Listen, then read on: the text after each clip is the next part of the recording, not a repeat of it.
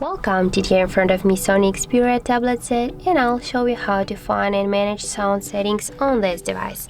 So first you should go into the settings application and then just tap here on the sound section.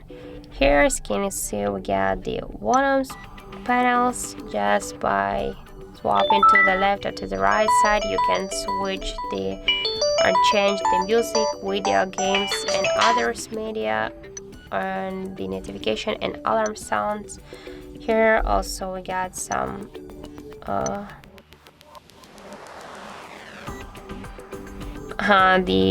automatically adjust the sound quality.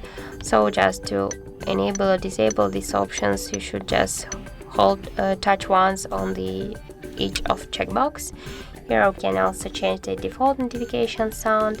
We can also here enable or disable the touch sound. So now I just turn it off, and now when I'll just touch my screen we can't hear anymore the touch sounds.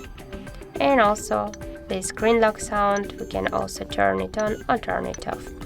So that's it, that's how it looks. Thank you guys for watching, and if you find this video helpful, don't forget to leave a like, comment and to subscribe our channel.